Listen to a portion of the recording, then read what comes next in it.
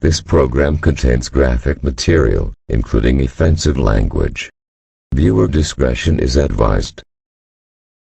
For most girls, a time of high hopes and young dreams, but not for every girl.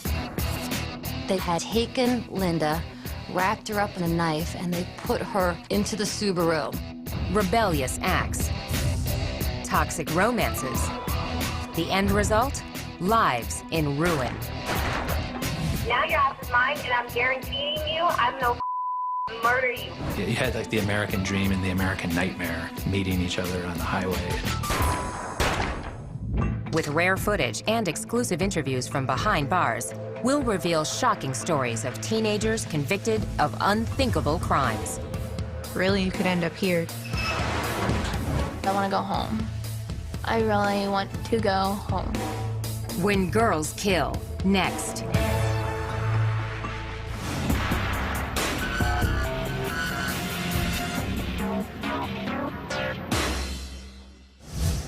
In many ways, these two Florida teenagers had a lot in common. They were from the same neighborhood and both had everything to live for. Rachel Wade was sort of an all-American girl. Sarah was a good kid. She had the whole world ahead of her. But 19-year-old Rachel Wade and 18-year-old Sarah Ludman wanted the same boy, and their love triangle spiraled out of control. Now your ass is mine, and I'm guaranteeing you I'm no murder you. I'm letting you know that now. In an exclusive interview, Rachel Wade relives the shocking outcome. I wish we could go back and instead of going against each other, maybe sitting down and talking through and just understanding that we didn't need him. Rachel Wade grew up an average kid from a stable family. Rachel was actually a fun-loving child, very happy-go-lucky. I was very active in school, did whatever I could, whatever clubs I could join. Like a lot of little girls, Rachel rebelled when she hit her teens. As soon as I got to about 15 or so, I started kind of veering off in the wrong direction. Rachel dropped out of school, ignored her curfew, and fought with her parents. Boys became her biggest interest, and she was chasing different boys. I don't think they were always the best boys to be with. We went through some tough times with her. But as she turned 18, Rachel earned her GED and landed a job as a waitress. She moved out of her parents' home and began to find herself. And I kind of went on my own path. Rachel was fun, loud, girly, sassy. She was a very independent woman, very strong-willed, kind of took the bull by the horns and took control of her own life. In the summer of 2008, Rachel ran into a boy she had known since childhood. 19-year-old Josh Camacho was not a grade school kid anymore. He was a player. He definitely had this bad boy image. He was all tatted up. He had pictures of himself, with guns and pit bulls and smoking weed, and just had this whole rap star persona. He wasn't what he was portraying himself to be. I just saw a whole nother side of him when we were alone. It was really good at first. About a month or two after we started dating, I started getting phone calls. According to Rachel, the angry calls came from 18-year-old Sarah Ludman, who started dating Josh around the same time. This was her first boyfriend, her first true love, and she went into it with innocent eyes. In court records, Josh characterized his relationship with both Sarah and Rachel as friends with benefits. But by the summer of 2008, the rivalry between the two girls was heating up. She decided that she was going to come to my job, made me spill some drinks. They followed me and my roommate home and tried to run us off the road, and it kind of just kept getting worse after that night. According to court documents, Rachel retaliated with threatening texts and insulting messages on social media sites and voicemails with explicit, often frightening warnings. Seriously, I told you to wash back and not kill with him. Now your ass is mine, and I'm guaranteeing you I'm no murder you. I'm letting you know that now, because you know what? Josh might have played me, but bitch, I'm gonna play your ass out too. Watch. It just got really acrimonious. Sarah was so upset by those messages. That's, what both of the girls had in their heads. Well, Josh wasn't the problem, it was the other girl. Court papers state by April 14th, 2009, the situation hit the boiling point. That morning at school, Sarah had been crying to her friends, and she was completely despondent to the point that her friends were like, you need to break up with him, you need to dump that guy. Later that evening, Rachel claimed Sarah showed up at her apartment. I heard her outside beeping her horn to let me know that she was out there. I was home alone, so I wanted to leave. On her way to the door, Rachel made a fateful decision. When I went to walk out of my house, I grabbed the knife off the kitchen counter. She made a tragic mistake of picking up a steak knife, just a usual kitchen steak knife, and she put it in her purse for protection. Rachel decided to go to a friend's house. Sarah met up with Josh. They were watching movies and hanging out at his sister's house, but he kept texting with Rachel. Josh later told police that he actually was telling Rachel to go back to her own house. Meanwhile, it was getting late and Sarah was out past her curfew. Sarah was supposed to be home at 11 o'clock. She was getting ready to go home. Sarah got into her van and planned to drop off Josh's sister and another girl at a local restaurant on her way home. As they drove, Sarah was flagged down by a car going in the opposite direction. The driver was a friend of Sarah's. She said, "Oh my gosh, you know, Rachel is right up the street." In a matter of minutes, things started to explode. Sarah raced up the street. According to court documents, Rachel was sitting on the hood of her car smoking a cigarette when Sarah's van suddenly appeared. She pulled up about 5 feet in front of my car. What they didn't know is that Rachel had a knife. Coming up, you won't believe how this feud came to a bloody end. I grabbed the knife, and she approached me anyways.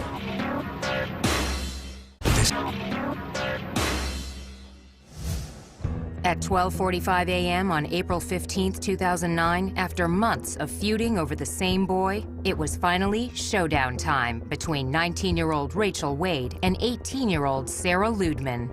They wanted to confront each other. According to police reports, Rachel sat on the hood of her car as Sarah drove toward her. There were 2 other girls in Sarah's van, including the sister of Josh Camacho, the boy at the center of the triangle. According to court records, Sarah came to a stop just a few feet from her rival. I grabbed the knife, thinking it might scare her off, and she approached me anyways. In court documents, witnesses disagree about who started the fight, but everyone recalls it was over quickly. They fought in the middle of the street for no more than 5 seconds. It was pulling hair, next thing you know, it stops. She hit me 3 or 4 times. I started swinging back. And the next thing I remember, she let go of me and turned around and walked back to her van. Sarah yelled out to her friends. Sarah was screaming for them to get back in the car so they could leave. I just saw blood on the knife. I didn't physically remember stabbing her. I didn't see where she was stabbed. Sarah managed to get to the van and grab her phone. Police reports state that she called Josh Camacho. She said it hurts. At that point, the line fell. She lost consciousness. She ended up lying in the middle of the road. Shocked witnesses dialed 911. Rachel! Down her. Okay, where on the body is the patient stabbed? In the chest. She's trying to breathe. According to police records, Rachel retreated with the knife in her hand. She walked up the driveway and ultimately threw the knife up onto the neighboring residence's roof. Rachel sat on the porch of a nearby home as police and EMTs arrived. They quickly determined Sarah was stabbed twice in the chest. She had a small injury here, stab wound here. She was stabbed right in the heart.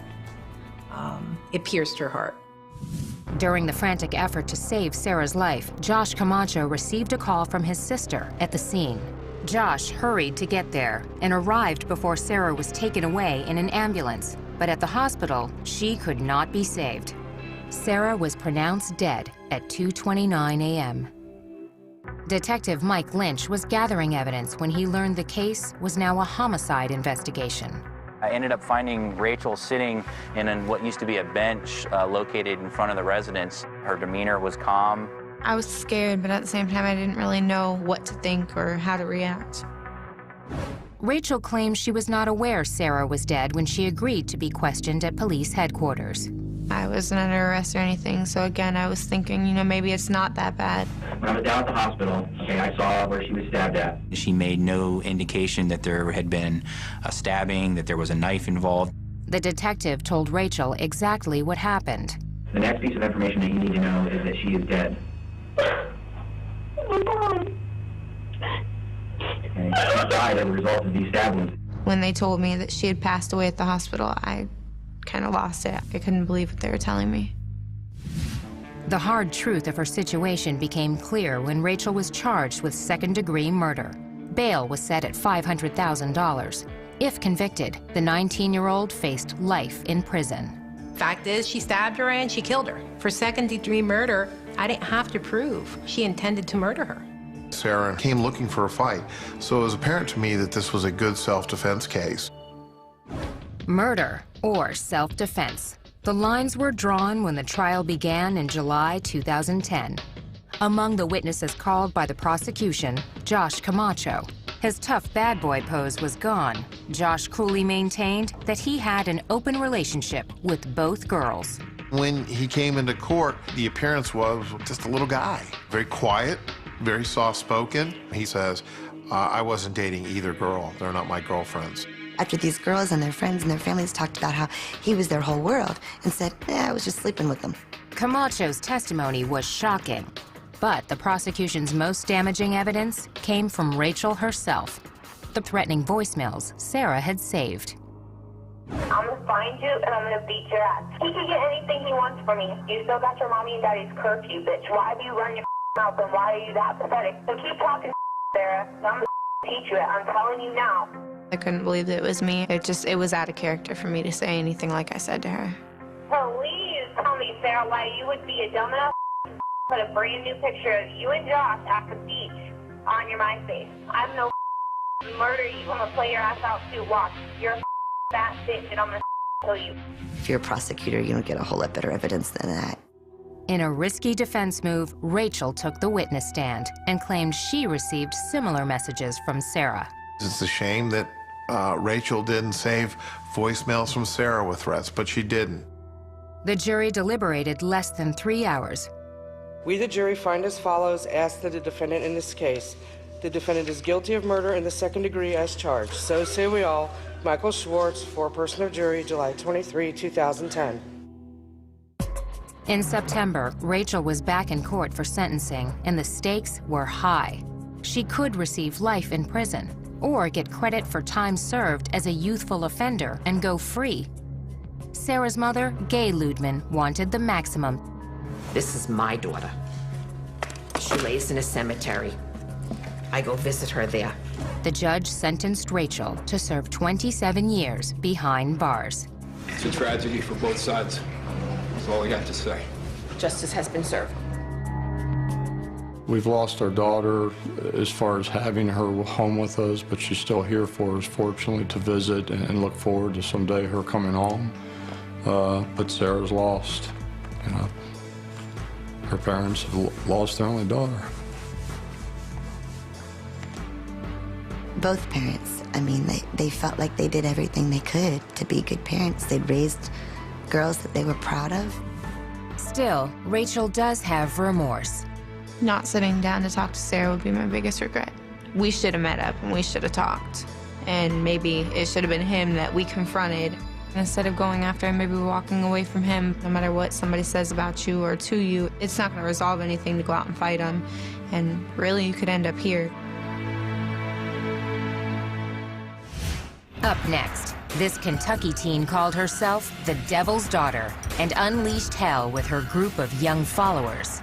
I sought out people that had been ostracized.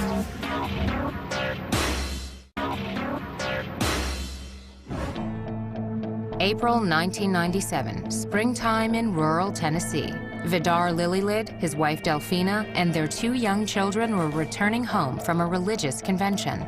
They decided to go have a picnic with the kids and stop at the Baileyton Rest exit. This ordinary detour would lead to a violent and horrifying crime. This one was certainly the most tragic thing I've witnessed. Surprisingly, most of the suspects were just teenagers. Their alleged ringleader was a charismatic 18-year-old girl who seemed fascinated with satanic rituals. They were into self-mutilation. They would cut themselves and they would drink each other's blood. Most of their guidance came from Natasha. Natasha Wallen was born in January of 1979 in a poor section of eastern Kentucky's coal mining country. Natasha had what you would have to call a really troubled childhood. Her mother had a history of troubled relationships.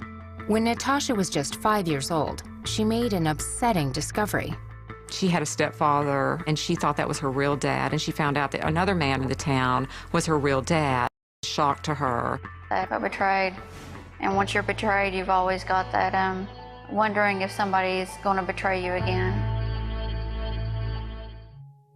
Dr. Helen Smith, a forensic psychologist and filmmaker, interviewed both Natasha and her mother, Madonna Wallen, for her documentary, 6. Natasha, she grew up, got aggressive towards her mother. Her mother also had emotional problems, as well as Natasha.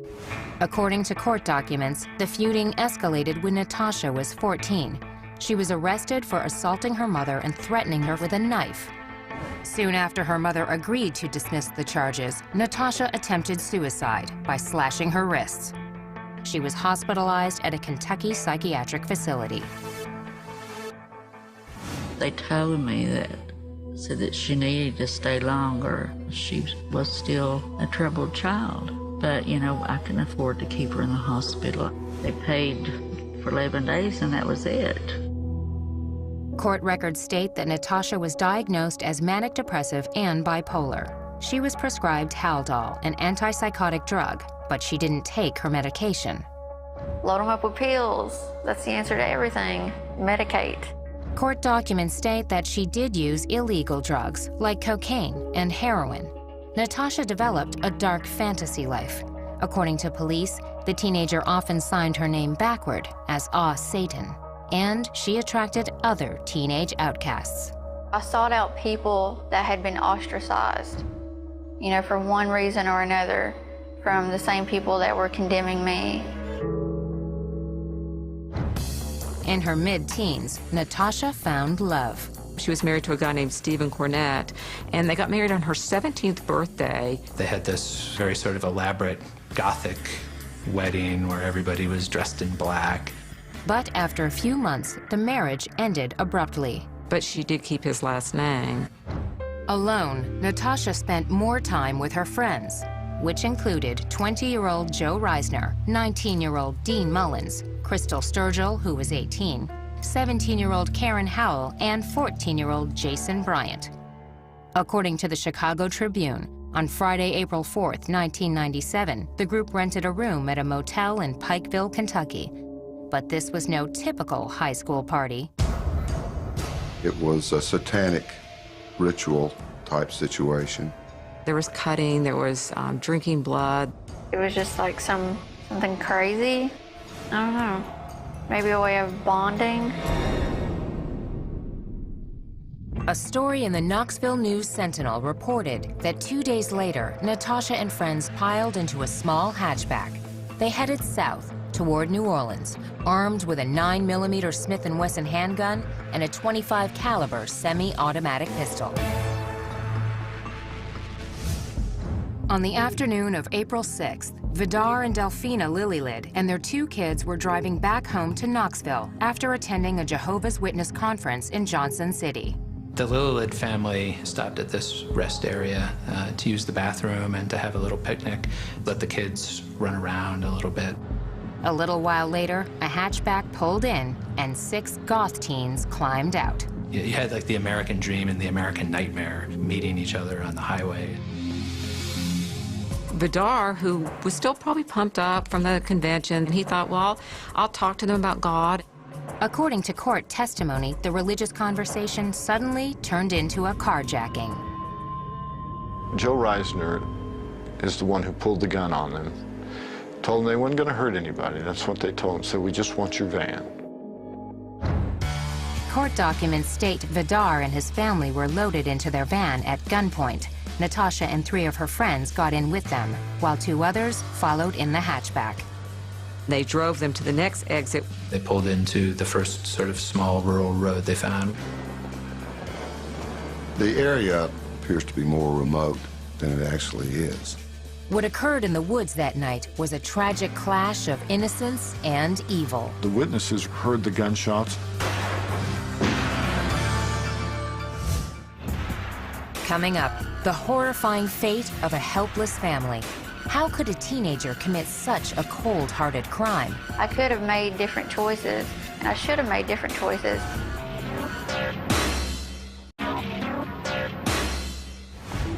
About 8:30 on the night of April 6, 1997, Natasha Cornett and her group of teen outcasts were speeding through Tennessee in a stolen van.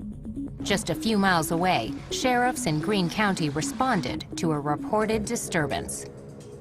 I received a call of a party going on up here. Might be some shooting. We've seen a little blue car sitting up the road here. The tiny hatchback was empty. I looked out my window and I seen 4 bodies laying over here. The mother and father were dead. They were laying here, and the little girl was sitting over here, and the little boy was here, Kylie, in the ditch, laying on his mama's lap. Vidar and Delphina Lilylid lay in a ditch, both dead from gunshots. Their children, 6-year-old Tabitha and 2-year-old Peter, were critically wounded, but still breathing. EMTs rushed the children to a local hospital. Officials examined the blood-soaked crime scene. The 2 adults, they had 2 wounds in common, bullet holes that formed perfect triangles. Somebody must have intentionally wanted to make a triangle, and they succeeded. The odd chest wounds were not the only gruesome injuries. The father was shot in the left eye. The mother also had 3 other bullet wounds. The next day, Tabitha died in the hospital. 2-year-old Peter still clung to life with gunshot wounds to his chest and right eye. Although the suspects stripped the license plates and contents from the hatchback at the crime scene, they overlooked one clue that led detectives to Kentucky. They left a receipt from Pikeville, and that receipt let the police pretty quickly identify the car, and then they knew who they were looking for. Police launched a nationwide manhunt while Natasha and her friends headed south in the Lilylids van. They felt like they needed to get out of the country. I mean, they had just murdered people. 2 days after the shootings, Natasha and the 5 other young fugitives arrived at the Mexican border near Douglas, Arizona. They were allowed to cross. They had made their way safely into Mexico. According to court testimony, sometime after entering the country, the teens encountered Mexican police. After finding a knife in the van, officers ordered the group back to the border. There was an all-points bulletin out for them. But the computers hadn't worked all day. As they approached the border crossing, the system came back online. They had the bad luck being the first car to come through that border crossing station there when the computer came back up. And they were all arrested on the spot. Police reports state the suspects had in their possession Social Security cards and other property belonging to the murder victims. They also had 2 handguns. We, of course, went to Arizona and followed up on all that and found the guns, and they were ballistically matched to the shell casings recovered at the scene and bullets recovered from the bodies. Natasha and the rest of the group were transported back to Tennessee to face formal charges. While in custody, Natasha granted an interview to newsstand tabloid The Weekly World News. Cornett boasted she was Satan's daughter. She said that she believed in ritual murder. Natasha always said afterward that she only gave that interview because that's what this lawyer told her to do, that somehow it was going to help her case to appear insane. Soon after the interview was published, Natasha changed lawyers. Cornett and her 5 co-defendants were each charged with 3 counts of first-degree murder and 1 count of attempted murder. Prosecutors hoped to seek the death penalty, but several defendants claimed that the sole shooter was their youngest accomplice, 14-year-old Jason Bryant. This presented a crucial problem. In Tennessee, juveniles cannot receive the death penalty. With the death penalty ruled out for one prime suspect, prosecutors changed their strategy. We dropped the request for a death penalty. We made them the offer that they could plead guilty to first-degree murder and go before the court to have the court determine whether or not they were to serve life without parole or life. In February 1998, all 6 defendants pled guilty. The following month, they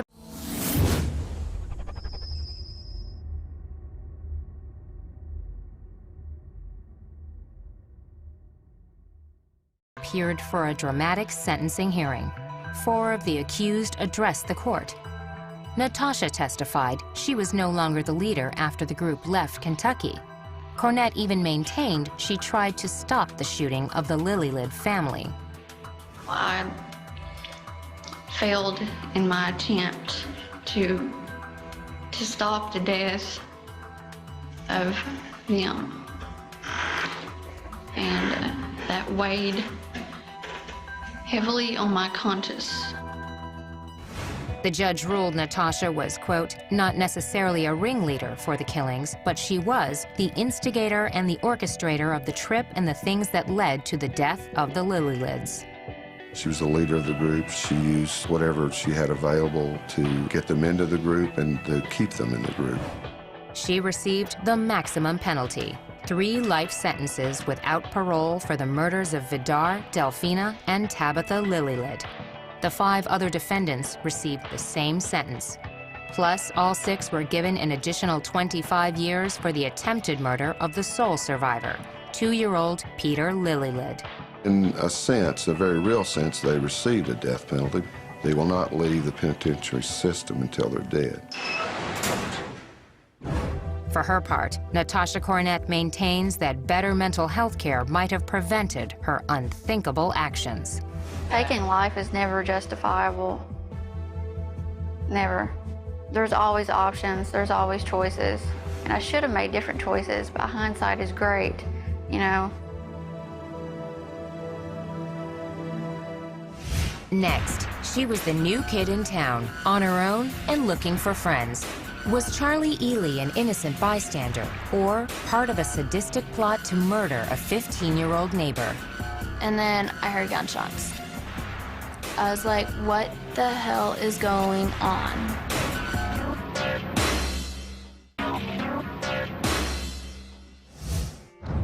Most of her life, Charlie Ely was a good girl with very bad luck.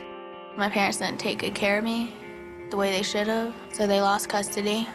From her earliest days, Charlie got used to feeling abandoned. By age 18, Ely was married to a 21-year-old with a record. Only 4 months after saying I do, Charlie's home life was again torn apart. He was arrested for violating his probation and left her basically alone. As she reveals in this exclusive interview, the lonely teenager quickly found a new family and a world of trouble that ended in murder. I was one of the kids who was like, as soon as I turn 18, I'm gonna leave. Look at what happened. Not even a year later, where am I sitting?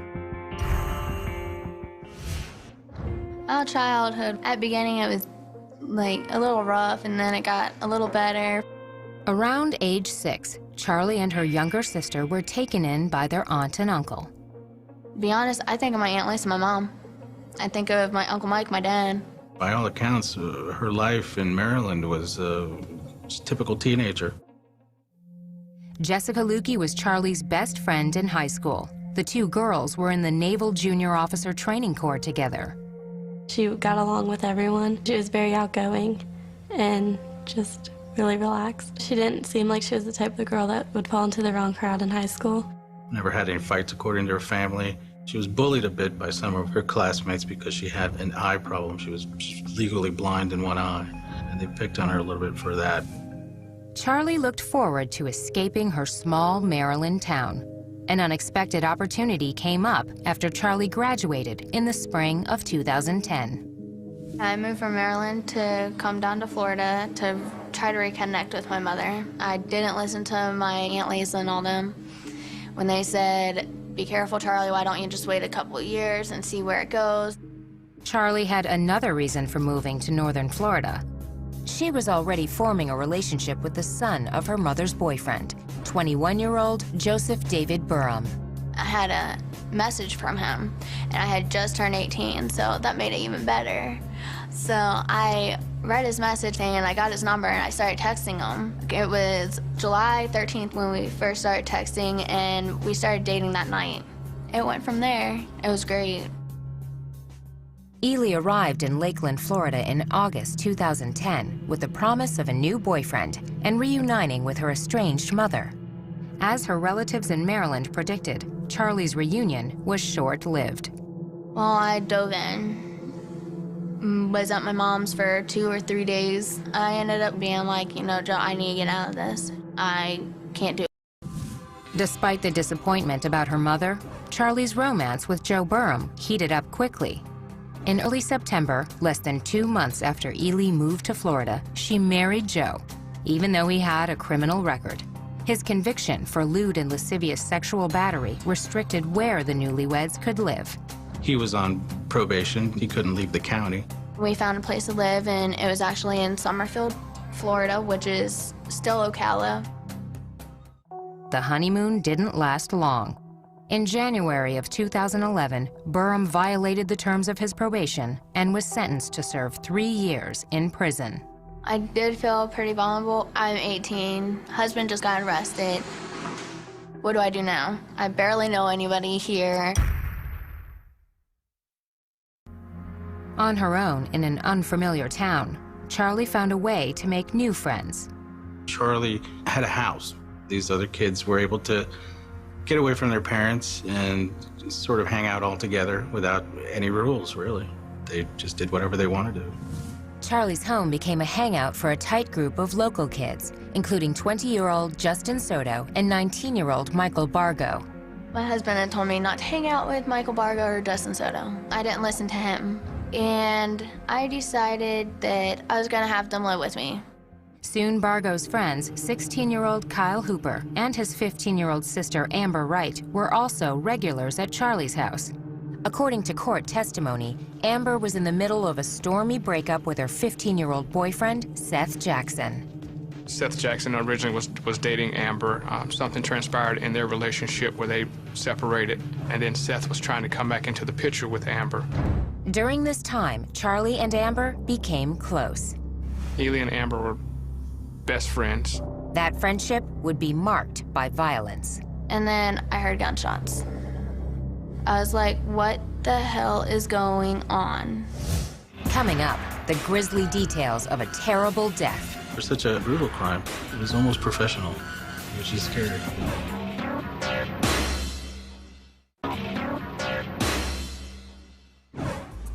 19-year-old Charlie Ely's reunion with her estranged mother fizzled, and her husband was locked up on a parole violation. On her own, in a new town, Charlie invited a group of teens into her home. Ely's new best friend, 15-year-old Amber Wright, had just broken up with her boyfriend, 15-year-old Seth Jackson. All I knew was he was an ex of Amber's. Period, end of story. According to police reports, on the night of April 17, 2011, Charlie helped lure Seth to her house. Charlie had told us that when he arrived at the house that she actually opened the door for him. I was like, hey, what's up? What do you need? He's like, oh, I want to talk to Amber. I was like, okay, come on in. Seth had no idea what he was in for. I wish I could have done something, but I couldn't. According to court records, Seth tried to run out of the house. A neighbor reported seeing 3 male figures chase him and drag him back inside.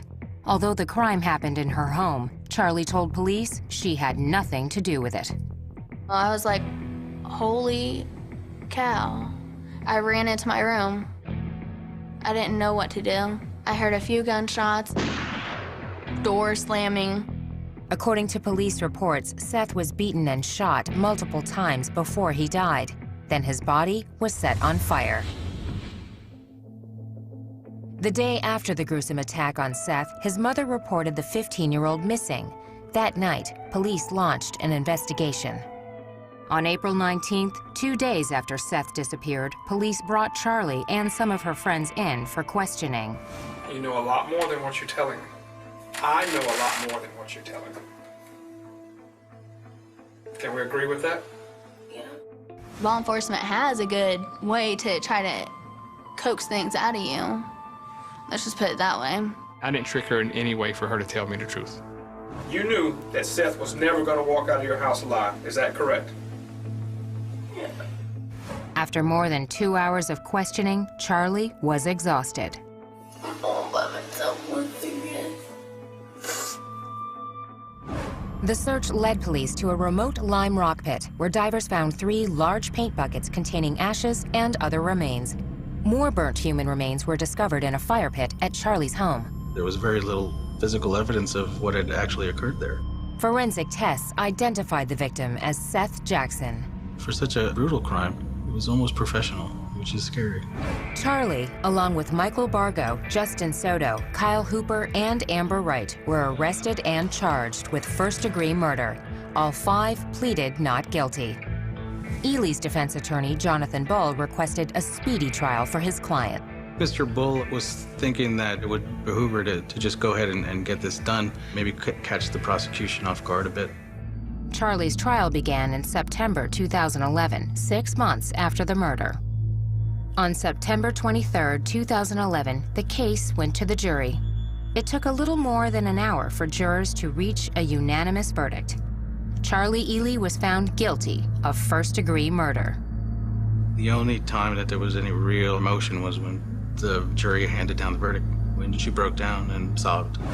A month later, Charlie was back in court to hear her sentence. It is the judgment of the law and the sentence of the court that you spend the remainder of your natural life confined in the Florida Department of Corrections. A life sentence is imposed. Ironically, while the 19-year-old will likely spend the rest of her days in prison, Charlie's husband, Joe Burham, is scheduled to be released in September 2012. Charlie will have to live with regret. There's so many things that rush through my head that I wish I could have done. I could have, should have, would have done, but I didn't. Amber Wright, Kyle Hooper, Michael Bargo, and Justin Soto maintain their innocence. They are currently awaiting trial for first-degree murder.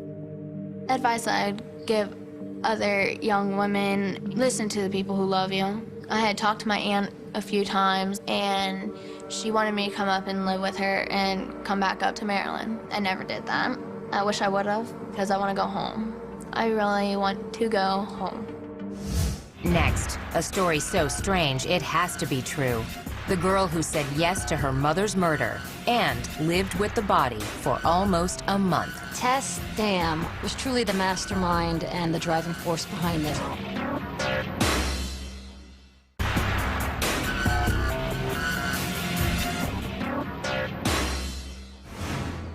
On a cold winter night in February 2007, police in Lafayette, Colorado answered an anonymous call. Officers received the tip that Linda Dam had been murdered.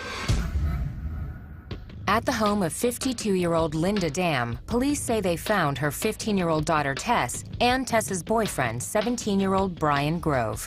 As more officers arrived, they began to try and develop more information about Linda Dam. Was she safe? Was she still alive? The bizarre answer would generate shocking national headlines.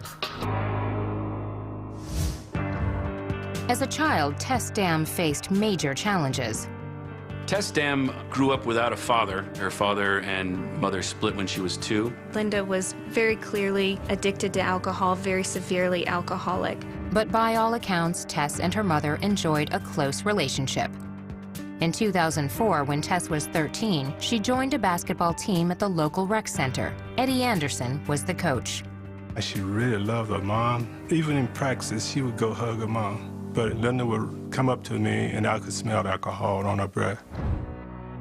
By 2006, things were changing. According to the Rocky Mountain News, on several occasions, Tess was picked up by police for violating curfew. In July, she was escorted home by a cop who was alarmed by Linda Dam's condition. An officer sees Linda stumbling down the stairs. She's visibly intoxicated.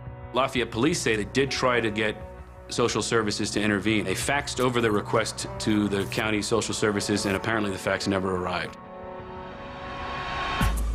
A few months later, Tess met Brian Grove at an area youth center. According to the Denver Post, by early 2007, Brian was living with Tess in Linda's home. But the young couple wanted a house of their own. They found a model home worth approximately $500,000, and they told their friends that they wanted to kill Linda Dam to get the money to buy this house.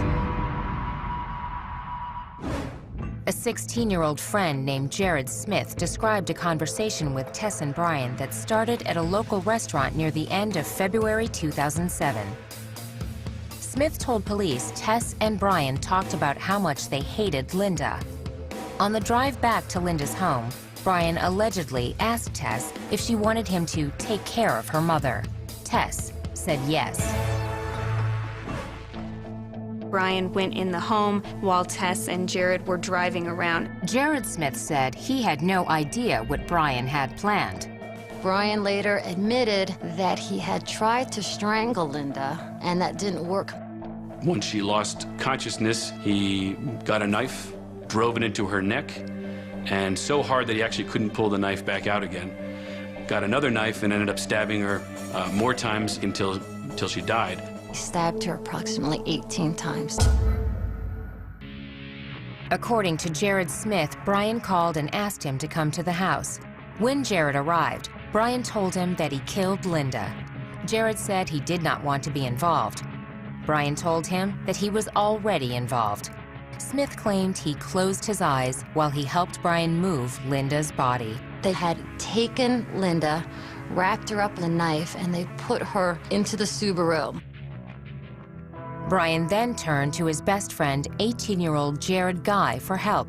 Brian and Guy were both born in India and raised by Colorado families. We considered each other brothers. In his interview with police, Guy offered a different version of Linda Dam's death. He said Brian Grove told him Linda attacked Tess. Grove simply came to her aid. They said it was more of a self-defense kind of thing, that Brian went in and tried to protect Tess. Jared Guy claims he advised Brian to turn himself into police.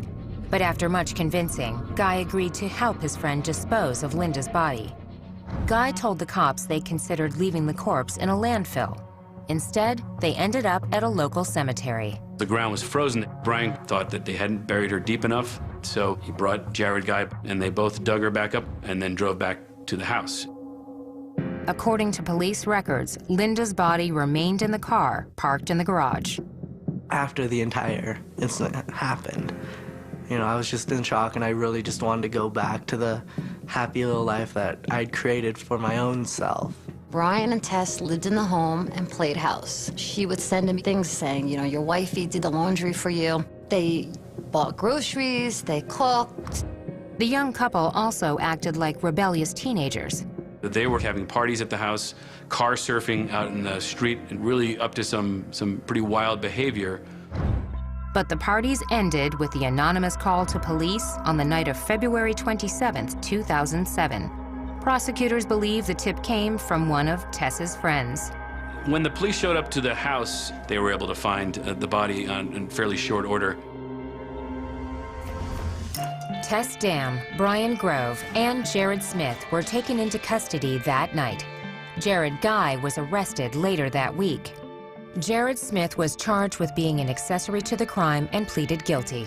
He was sentenced to serve 2 years in juvenile detention. Jared Guy was charged with being an accessory to the crime and to tampering with evidence. He pleaded not guilty to both charges. Several months later, Guy agreed to a deal and pleaded guilty to the tampering charge. He was sentenced to 6 months of work release, followed by 6 months of home detention, then 3 years of probation. If I could go back to then and change my actions, I would have still tried to help him, but I would have tried to help him in the sense of make him call the cops. Ultimately, Brian Grove and Tess Dam were each charged with first-degree murder for the death of Linda Dam.